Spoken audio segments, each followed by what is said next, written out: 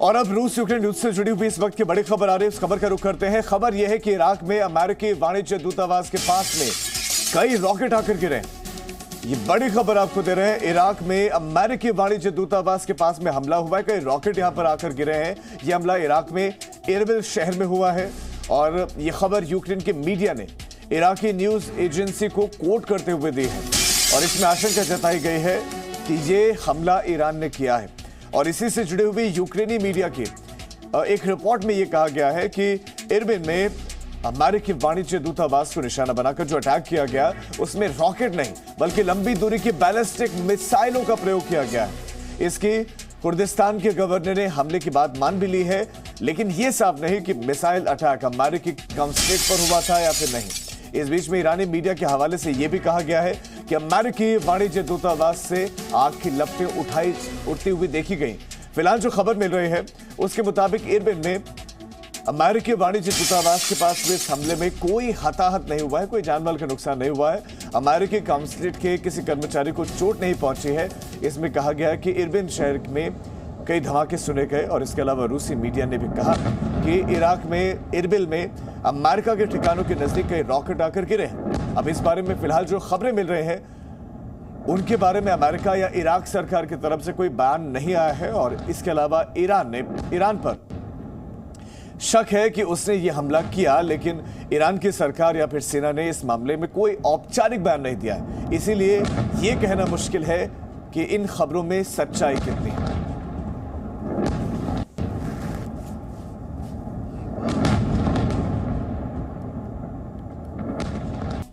महायुद्ध का 18वां दिन है और लगातार बड़ी खबरें वहां से आ रही है। इस बीच में एक और बड़ी खबर मिल रही है।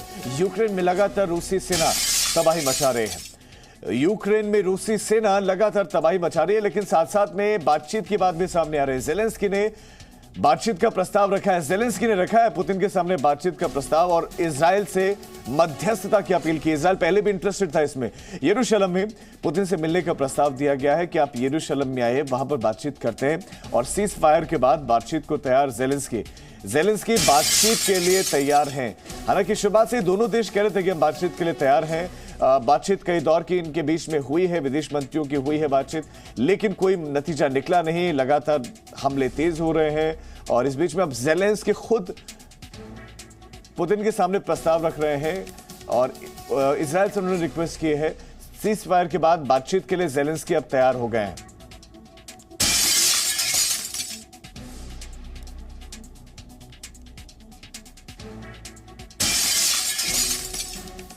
एक और बड़ी खबर इस वक्त मिल रही है। अमेरिकी राष्ट्रपति जो बाइडेन का रूस पर बड़ा आरोप। उन्होंने रूस पर बड़ा आरोप लगाया है। बाइडेन के मुताबिक पुतिन को नेटो के टूटने का भरोसा था। पुतिन पश्चिमी देशों के बंटने के इंतजार में थे, लेकिन पुतिन को इसमें कुछ नहीं मिला। पश्चिमी देशों के बंटने के इंतजार में थे पुतिन, लेकिन पुतिन को इसमें कुछ नहीं मिला। तो जो बाइडेन का यह बयान वो भी तब जब खुद अमेरिका पर नेटो पर इल्जाम लग रहे हैं कि उन्होंने ज़ेलेंस्की को भड़काया, यूक्रेन को भड़का, रूस के खिलाफ खड़ा किया, उसके बाद उसका साथ नहीं दिया। और अब पुतिन पर बाइडेन के ये इल्जाम कि पुतिन को ये भरोसा था कि नेटो टूट जाएगा, पश्चिमी देश आपस में बढ़ जाएंगे, वो इसी इंतजार में थे, लेकिन ऐसा हुआ नहीं।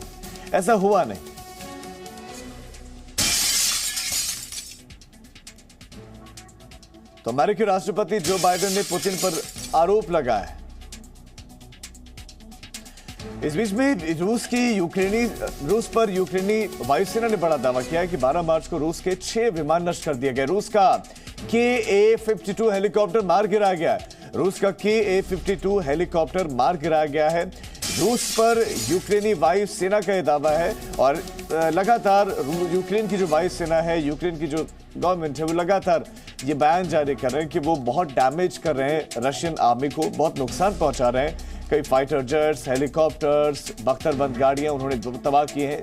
तस्वीरें भी लगातार वहां से जारी की जा रही हैं। इस बीच में 12 मार्च को रूस के 6 विमान नष्ट किए गए, ये दावा किया गया कि Ka-52 हेलीकॉप्टर मार गिरा है।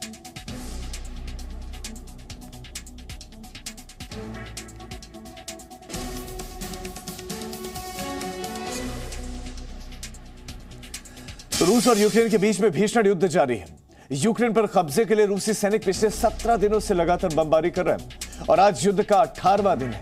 लेकिन पुतिन आर्मी के यूक्रेन के शहरों पर हमले जारी हैं। वहीं ज़ेलेंस्की के सिपाही भी रूसी सेना पर जवाबी हमले कर रहे हैं।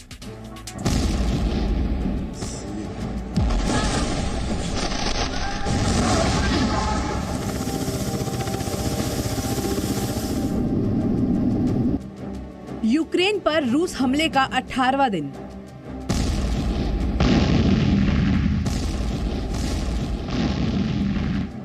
रूस का यूक्रेन पर भीषण प्रहार।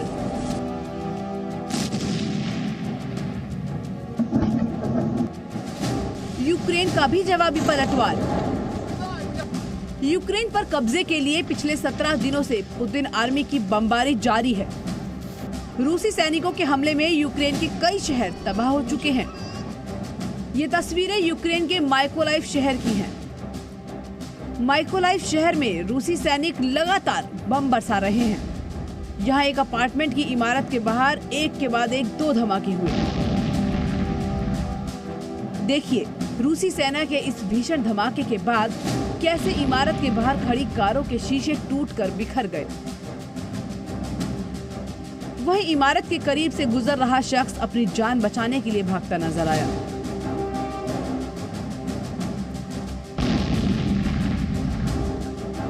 अस्पताल भी रूसी हमले के कहर से नहीं बचे हैं। माइकोलाइव शहर की अब इन तस्वीरों को देखिए।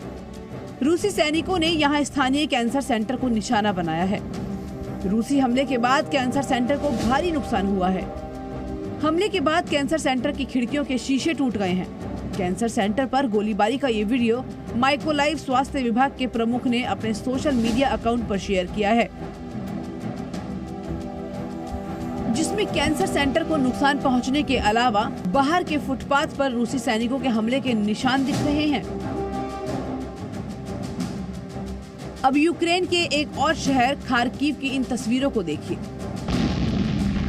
रूसी बमबारी के बाद खार्किव में जिधर देखो तबाही ही तबाही नजर आ रही है। देखिए कैसे ये इमारत रूसी धमाकों के बाद जमींदोज हो गई है। रूसी हमले के बाद कैसे गाड़ियों के परखच्चे उड़ गए हैं। क्या रिहायशी इमारत, क्या गाड़ियां और क्या रास्ते। रूसी हमले ने पूरे खार्किव शहर को बर्बाद कर दिया है। यूक्रेन में रूसी सैनिकों के स्पेशल ऑपरेशन की इन तस्वीरों को देखिए। इस वीडियो को रूस के रक्षा मंत्रालय ने जारी किया और दावा किया कि उसने यूक्रेन के हवाई क्षेत्र को अपने नियंत्रण में ले लिया है। इस वीडियो में रूसी सैनिक लगातार यूक्रेन के शहरों में बढ़ते हुए दिखाई दे रहे हैं। पुतिन आर्मी जहां यूक्रेन के शहरों पर लगातार बमबारी कर रही है, वहीं ज़ेलेंस्की के सिपाही भी डटकर उनका मुकाबला कर रहे हैं।